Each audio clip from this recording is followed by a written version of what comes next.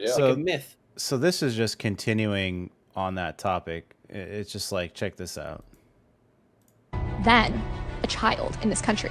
I mean, why else would the food and beverage industry spend $2 billion per year advertising their ultra-processed foods and sugar-filled drinks to teens? Because they want to make the most money, which makes sense. You wake up and first thing you do is consume dessert for breakfast, whether it be in the form of cereal, whether it be orange juice. So you're already getting a glucose spike first thing in the morning. You go to school. Some schools require you consume the lunch that they serve you, which shouldn't even be considered food when you compare it to that of a lunch within France, for example.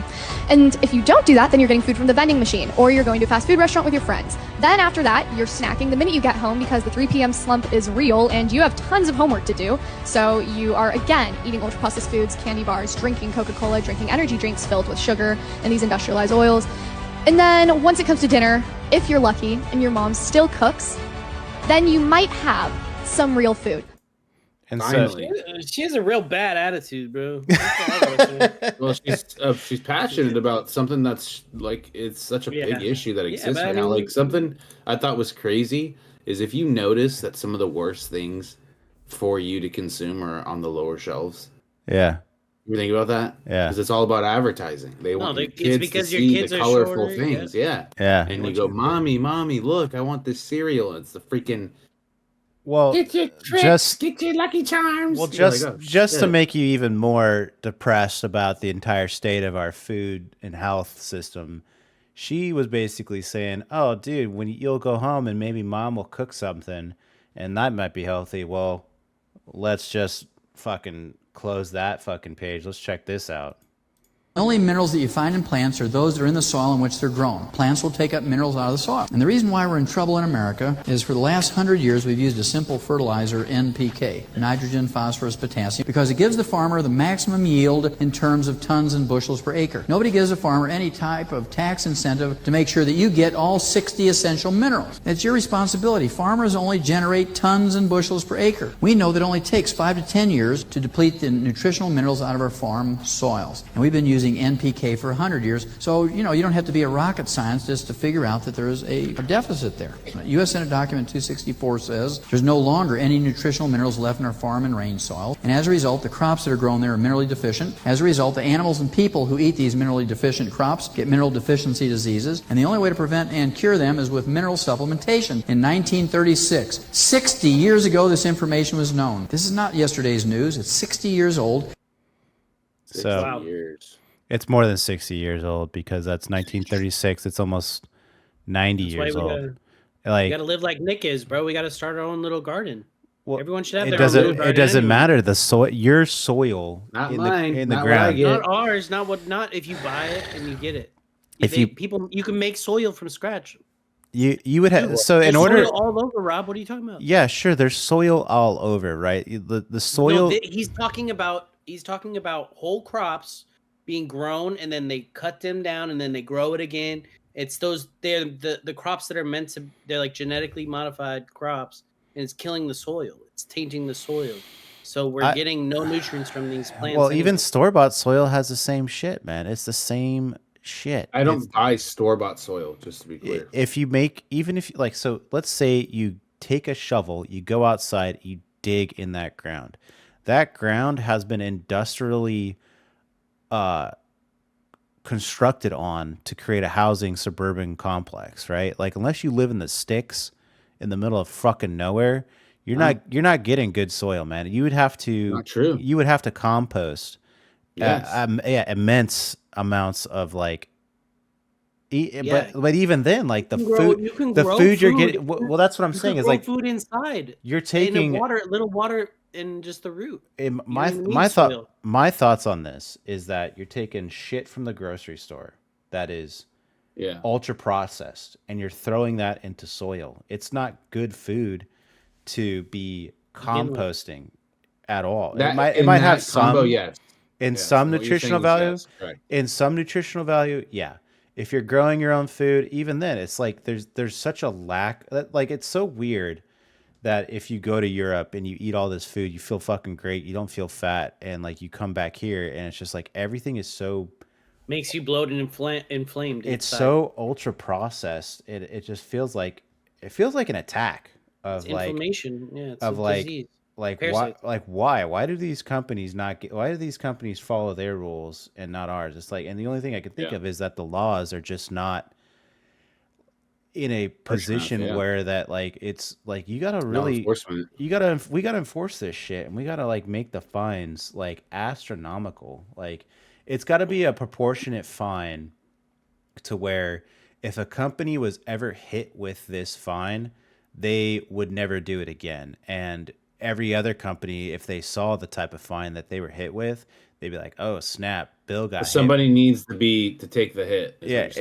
it's got to be a probably the biggest person is poisoning the most people. It's got to be a big fine, and it can't just target the company. It's got to target the individuals too, because it's like you are towing the rope here to make everyone sick and our children sick, and it's just really pissing me off, man. So like what I wanted to say is there are kind of like there are things you can do to help kind of get out of this. Like I have a very small space that I live in.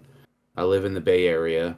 Okay, so like things are hard to find, but what aren't with a little bit of research too hard to find is finding local markets where they have like outside of the Bay Area and like from the sticks, like you mentioned, they take their produce, they take their soil, they take seeds and all this stuff that are all organic. They're not genetically modified, anything. And I personally have gone on the hunt for like heirloom seeds, like things that are supposed to be regenerative. Like like they don't just grow your food and die. Like it's supposed to just keep. Yes, you'll go there, and then you'll see during everything the season, fall it'll off, grow. and then they grow seeds, and then from that you go, okay, this is another organic heirloom seed. But you can get soil. They make compost out of like everything. Like, dude, I have like this hippie farm like right outside of my house. Yeah, I've seen it. We walk by it. It's amazing. You go there, you get your organic soil, your organic fertilizer, and like seeds and vegetables, and then you just support your local market, because the big commercial big commercial industry in food right now is poison, and that's why it's so important to literally support local. Like it's so important. Poison's profitable, man. You remember that? You remember that papaya tree I had in Hawaii? Dude, that was a regenerative. Like, just plant. It would seasons. It would come back, right? That's an heirloom plant, dude. When I left Hawaii, I was so sad to leave that tree behind, man. Like the landlord made me chop somebody else. Yeah, like it was like I had birds that would come by and just eat the fruit, and Allie was like, "Dude, we need to scare them away to keep, so that we get more fruit." Like this papaya tree would pump out like 50 to like 100 papayas every 2 months, and like the birds would come by and they'd eat a couple papayas, and then like I remember that for breakfast. And amazing. Dude, they would poop out the seeds, and like I would have new plants just like germinated, like starting at the base. It was like, dude, I had like 6 or 7 papaya. I had a little papaya farm in my little backyard, man. It was insane how much. The natural system of how things are supposed to work. Yeah, I was like, I told her, government goes, no, don't mess with nature, bro. Yeah. You know what's crazy? You kind of reminded me of this story that I saw. So, like, and this is like super crazy and kind of reminds me of like, and I would like to have an episode on pharmaceuticals, so that we could see that potentially coming up the pipeline. But like things that are all around you in your environment are all like meant to be there naturally, and we've industrialized it and genetically modified it, and we've fucked up the natural flow harvested of how things are supposed to go, because we're like, we gotta feed everybody. And you know how much of this stuff we throw out? And one of the main things, like I forget which person I mean, I've heard it from several different ways it was told, but like, okay, so you have like a heart disease, okay, that exists. Naturally, you have dandelions that grow in your yard. Yeah. And dandelions, I think the dandelion root is the #1 like ingredient in heart medication. And the company that makes their version of the heart medication also sells Roundup that kills dandelions. Yeah, natural competition. Like it's literally in the ground. Yeah. And they're like, kill that, you're screwing up my business of of selling this heart medication that I created that doesn't have the natural Yeah. like thing that helps you. That's crazy. Like the That's what I'm biggest saying, man. pharmaceutical like distributor for heart medication also sells Roundup that kills the biggest thing that is naturally available to you. That's why I always think. Yeah, I always think of that. I always think of that first episode we had with Grandpa talking about light bulbs. Man, they used to last 100 years, and it's like we're losing business in 100 years. We're losing so much knowledge of like simple stuff that we could be doing ourselves, and it's like this discovery of like, or not discovery, but a rediscovery of just basic knowledge. And so we're in the reborn era right now, dude, where people are becoming very, very aware of with social media, we have the largest like distribution of information that has ever existed. Yeah. And like now we have like the people who are like literally labeling themselves like trad this, like trad being traditional. Like you're going back to like history's repeating itself. We're going back to our roots. Like a lot of people, I'm one of them, like doing everything like and you as well, like doing things from like simple ingredients, like making bread. 3 ingredients: yeast, flour, was it water? Yeah, water, salt. Yeah. It's like that's it. It's all you need to make bread. Your bread should go bad. Your bread shouldn't last a month. Yeah, the flour. Make more bread. I could probably get better flour, but yeah. I get really good flour for my bread. Well, I dove into ChatGPT and I dove in the web, did a little googly. So I did the Google, did the ChatGPT just for some comparison because I was like, I wanted to know more about yellow. Where the bias is. Where's the bias? What is there bias, and like what is yellow dye number 5? So right off the bat, I Googled it. I was like, what is yellow 5 made of? Yellow 5 is considered an azo compound with a giant formula. What the hell is this? C16H9N4Na3O9S2. The biochemist formula. Yeah, there's some guy cooked up some shit in the lab. That's the chemical for sludge. This means that means in addition to carbon, hydrogen, and nitrogen typically found in natural food dyes, it also includes sodium, oxygen, and sulfur. These are all naturally occurring elements, but natural dyes aren't as stable as yellow dye number 5. What happened to yellow dye 1 through 4? Like why? Like, wow, that's like, hey, yo, yellow dye number 3. That very scary reaction. That created a rat the size of a horse. So we got to. They're like, hey, try this bread. The guy's like, it's really good. It's just like, this guy had a heart attack. All right, let's go. You all saw it. Let's go to yellow dye number 4 because yellow dye number 3 killed contestant number 2. Yeah, yellow dye number 4 killed the guy a week later. And like, all right, yellow dye 5. It's like yellow dye 3 made him age to like 200 in like 5 seconds. He's like, yellow dye number 2 created. Yellow dye number 2 created Thanos, so we gotta stop doing that. It made that guy purple. He like just turns purple, and he's like, and there's a scientist like, oh shit. He's like, that was scary, huh? Scratch that batch. So I guess I was like some of the uses, and it lists food products, drugs, cosmetics. So like shampoos, lotions, some of the medications, capsules for identification or aesthetic purposes. So it's like the shit we're putting in food, we're also putting in like shampoos and lotions. It's like no wonder people are getting like allergies and sensitivities, behavioral effects, intolerance. Yeah, just put it right in their heart. My buddy Bobby, he's like big on TikTok. Yeah, I sent you a link of one of his TikToks on Red 40. It's like a short clip. Yeah. It has like 2.5 million views. I didn't even know it had that many views, but I remember when he posted it and like he started talking about the red dye and people like went crazy. We'll check it out here. So from your comparison, Rob, you said you were using AI and then you're using Google. So did you see anything like that was like biasism? Because I have something I want to comment on my searches as well. I don't think there's any real bias here. He really hit the nail on the head here. And like, my next question was like, what food products or brands in 2024 have yellow 5 like right fucking now? And it's like Dude, it does certain cereals such as Kellogg's. So like anything that Kellogg's makes has it. Isn't that a health cereal? Like for your heart? They're like similar to like Cheerios? Apple Jacks, it's mostly like kid type stuff, like snack foods like Doritos, Cheetos. Legislation in California has targeted such additives, potentially leading to bans in school cafeterias. So California is trying to ban that shit, but like it is only in the schools. But it says, but the key word here is potentially, not definitively. Yeah, they haven't done shit. Candies, so like gummy bears, marshmallows, Peeps got yellow dye number 5. Wait a minute. Didn't during the Obama administration, like Michelle Obama did like some big health senator she did like a big like campaign on like we're gonna change the school. I think there was a recall as well. No, I remember that was like her like mission. Oh, I can speak on that.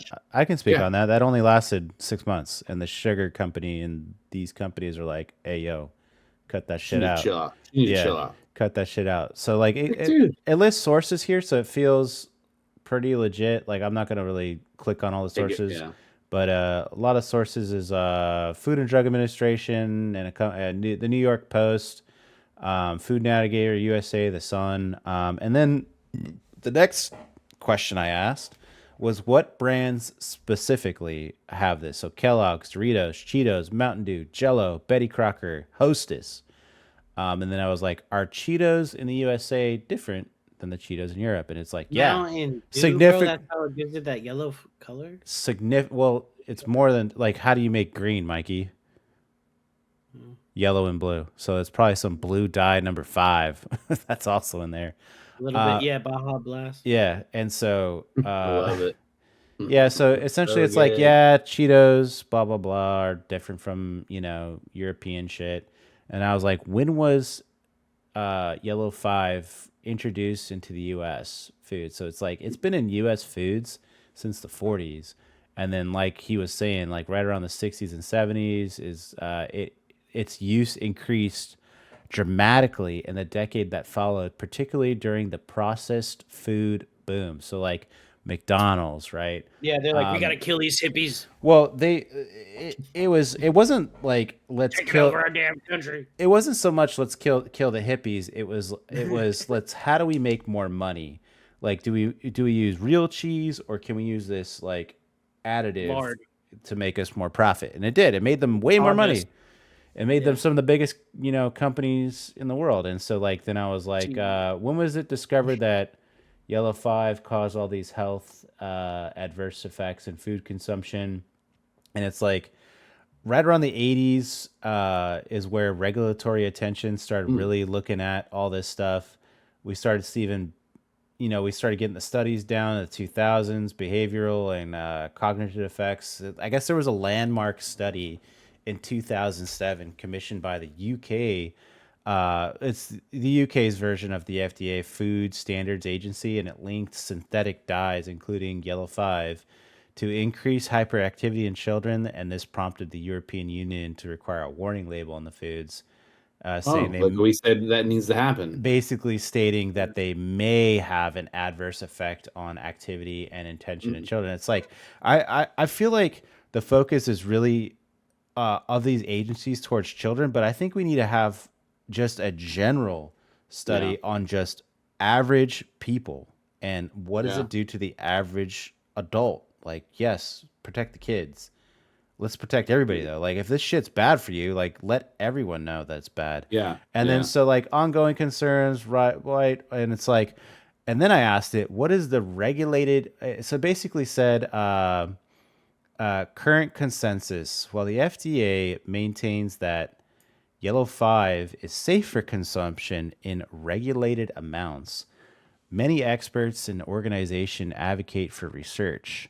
Public awareness and consumer demand have led to a shift towards natural alternatives in many products, especially in the US and EU. And then I asked GPT, I was like, what is the regulated amounts according to the FDA for yellow dye number 5? And I was like, basically it said, it has acceptable daily intake, and it goes 0 to 7.5 milligrams per kilogram of body weight per day. And I was like, all right. So according to the ADI, which is the acceptable daily intake, if I weigh 240 pounds, what would be my daily limit for yellow dye number 5? And it goes, if you weigh 240 pounds, your daily limit of yellow 5, acceptable daily intake is about 7.5, would be approximately 816 milligrams. And I was like, convert it to grams, and it's like your daily intake would be approximately 0.816 grams per day. And so I was like, let's put that in American. And so I was like, give me a picture. Give me an American. And it's like, so 1 gram of sugar equals 4 calories. 4 grams of sugar is a teaspoon. So if I had to like really make it an even easier picture, 1 teaspoon is about 1 sugar cube. So about a fourth of a sugar cube is essentially what you could have. The safe amount. A safe amount of this. Because ChatGPT, yeah, be mindful, like derives its information on information that already exists on the web, and who's providing information to the web? The FDA. The FDA. Yeah, this is all. So ChatGPT is just a hive mind collecting data from multiple sources. Accurate. So this is from. So a lot of the sources here are from multiple sources: API News, Foodicate. Like these are not scholarly sources, right? This is not peer reviewed anything. This is just me looking at the internet, making what could I figure out with public sources, and this is a public source, not a scholarly source. Yeah, so everyone listening or watching, this is a public source that I found on the internet, and it's not me doing any sort of scholarly review here. I'm just trying to figure this shit out with the resources that I can figure out on my own. Yeah, and that's a good. You brought me to something I was trying to bring up a little bit earlier, but like it fits more perfect now. Is like I took, I did a quick search. I was like, okay, as like an average American, like trying to like just they hear of a topic and they want to do some research. I was like, what type of information is displayed in front of them? So I did some basic searches. I was like, what are the most common like dyes used in food? And Google, because now they have AI implemented into Google searches. This comment right. Red 40. Sorry. Oh shit. Sorry. It said red 40, yellow 5, yellow 6, green dye, red dye number 3, Allura red AC, brilliant blue FCF, and then brominated vegetable oil. And I was like, okay, so you get some of the stuff. But it just listed things that are like commonly in food. So you're like, okay, so what's that? And then I go, how harmful are these dyes in food? And it gave me like they're led to be not harmful and under safe moderation. And I was like, okay, like how well are we educating people for one, safe moderation? But then if somebody's not like really wanting to dive deep and they're just like, is this harmful? And it's like, no, it's not that harmful. And like, okay, so we're misleading people. Mm-hmm. But then because I'm wanting to speak about this and like better inform myself for like this episode, I kept diving a little deeper and I said, what are the bad dyes in food? Because it didn't provide this for me on my first initial search. And it started going into like, oh, this one's hazardous to children's brains. This one affects children irritability. This one causes cancer. This one's a synthetic dye that can lead to health problems. And I was like, Jesus Christ. And I was like, okay, so this is the data we have. I was like, this is the crazy one for me. I was like, how accurate is this information? Like the studies that are being placed. I said, when is the most recent study on dyes in the human diet, like how it affects you? The last study the FDA concluded was in 1960. Fucking ridiculous. Before like computers, before computers, before like smartphones. It's just like, what the fuck are the like? It's what the is last time the FDA has ever dug into health effects of all these dyes in your food? And they say it's still to 2024. What is it? November 8th, 2024. The FDA still hasn't done any research on adverse health effects on dyes that they're saying it's good to go in your food. And that's just from a public, looking it up on Google. Like, That's from the National Institute of Health. It's a government website. .gov. .gov, dude. All right, we'll be sure to put some links in our we'll put some links on the website at thehungarians.com. So all links can be found at thehungarians.com. And so let's go. We revamped the website, huh? We're trying to like, at least if we're going to talk about shit, we're at least going to provide info where like that.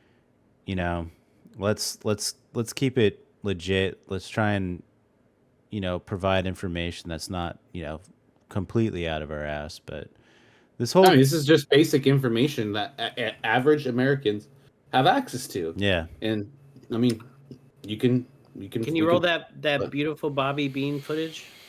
Yeah, let's pull up Bobby. Bush's baked beans. All right, this is about Red 40.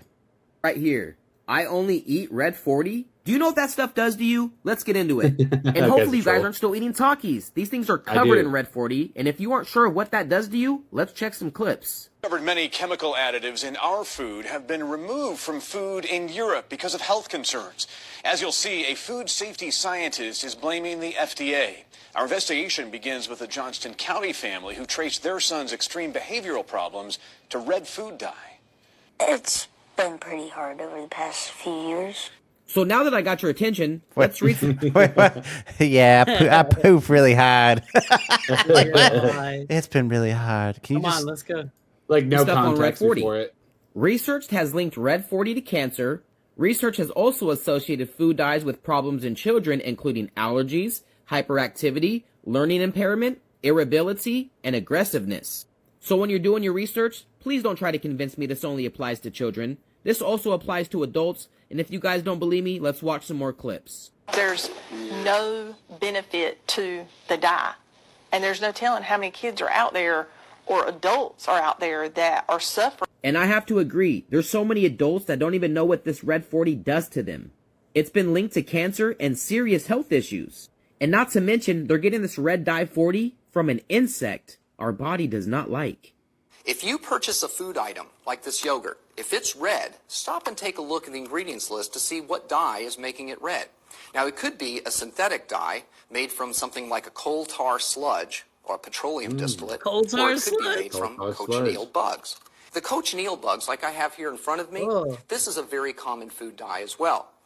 Now, living or dead, cochineal bugs don't really look like anything. But look what happens when you take some of these bugs and we grind them up into a powder. We'll put some on this lid here. Yeah. Hot Cheetos. Now watch this. We're going to add a few drops of water and watch what happens. In just seconds, it turns into a brilliant scarlet red dye.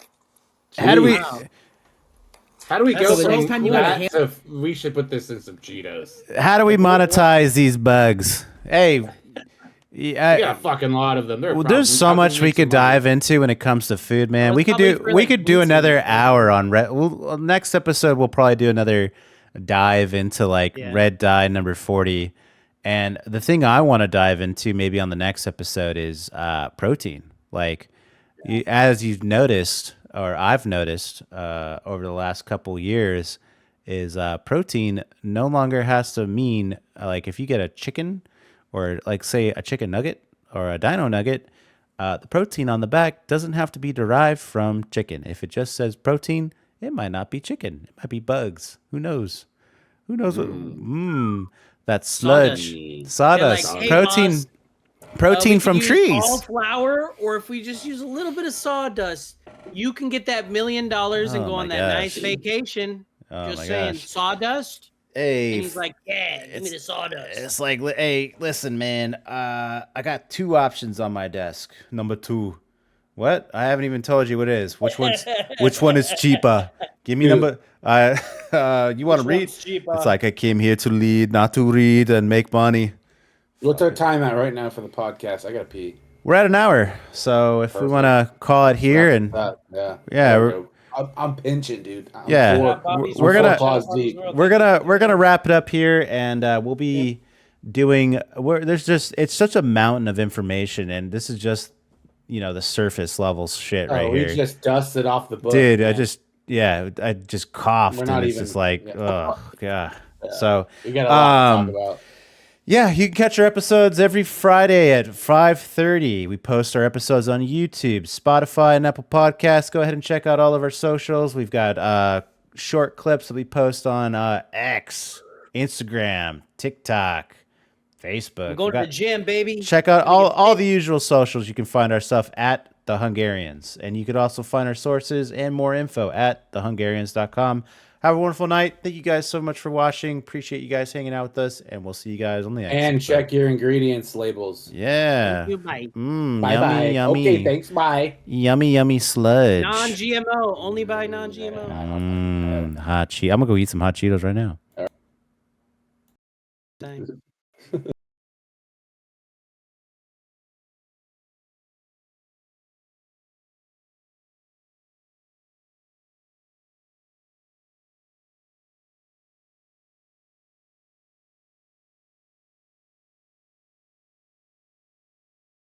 Thank you so much for watching this episode of the Hungarian Podcast. You can catch us on Fridays at 5 p.m. Eastern on YouTube, Spotify, and Apple Podcasts.